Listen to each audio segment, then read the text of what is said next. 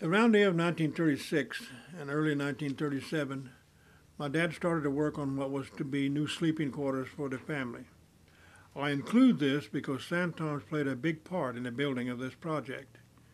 He started out by digging a square hole that was to be 5 feet deep and 20 by 30 feet in area. My dad was a hard worker, but I believe this was one of the hardest jobs I ever saw him do. He dug that hole in that hard clay soil with a pick and a shovel. It was hard all the way down, as there had been no rain since 1931. He would pick and shovel the dirt out and later load it on a truck and haul it away. Some of the dirt blew away in sandstorms. The connection between sandstorms and this pit came when the pit was about maybe 2 feet deep. We had a big sandstorm that blew in one evening, and the next morning that pit was level full of sand. My poor dad had to shovel all that sand out to get back where he was. My dad made me help with that digging, but I wasn't too much help. Before he finished that pit, it filled up several more times. Each time the hole was deeper, which meant more sand to shovel out. Dad did get some help from a guy named George who lived farther out than we did, and he passed our house on his way home each evening.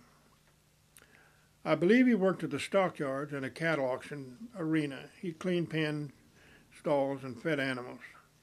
He stopped to talk with my dad one evening, and soon he was stopping every evening. After a while, he would grab a shovel and help my dad till dark. Now, George wasn't the smartest fellow around. At my young age, I could see he was a few marbles short of a bagful. He was a good person and a very hard worker. He was strong. He was a strong man and could shovel as much or more dirt than my dad.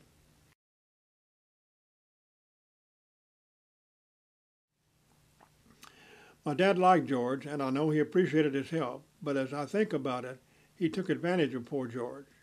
He would brag on how George was the best damn shoveler he ever saw, and how he wished he could do as good.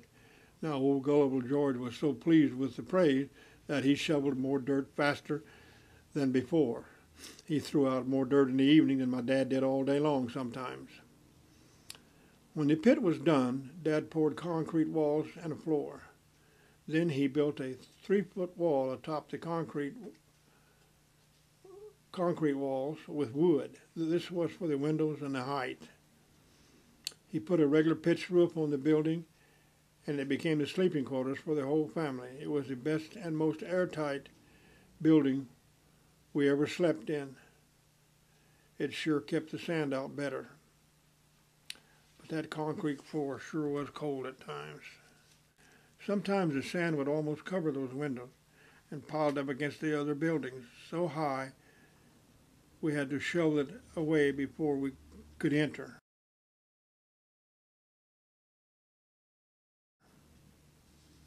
My family survived those years of sandstorms and the Great Depression. We had the help from the food relief. We got some clothes, flour, beans, lard, and rice. Once in a while we got shoes. They were brown canvas with white soles. They were really ugly, and I hated them, but I have to admit they were better than going barefoot. The flour sacks were printed with flowers and butterflies, and my mom made dish towels and dresses for my sister and shirts for my brothers. I refused to wear them, so she didn't make me any. Some years, those were the only clothes that we had.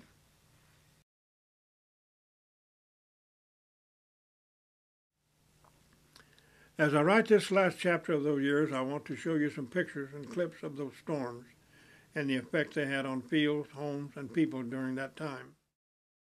The storms lasted over 10 years. I remember the day we heard about Pearl Harbor. The sand blew all day that day. My family survived those awful years, and we had to be thankful for that.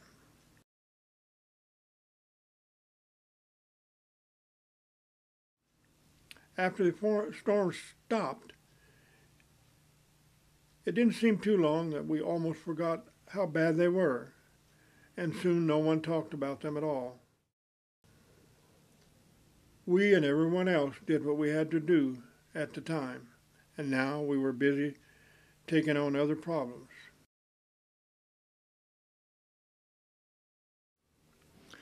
My mom could now grow a garden, which she could not do during the storms. She tried, but if the wind didn't blow it away, the static electricity would fry it so bad the plants would just turn black, and it was as if someone had set fire to her garden. Before the rain stopped in 1931, the corn was chest high and bright green. The wheat was like a field of flowing gold. Later, it was a bunch of short stubs sticking out of the sand. It took thousands of years for nature to deposit the soil on those plains. The wind blew it away in a few nights. Over 1 million acres were destroyed during that time. The Texas Panhandle, where I lived, was the center of the Dust Bowl, and it extended into Colorado, Kansas, Oklahoma, New Mexico, and other parts of the country.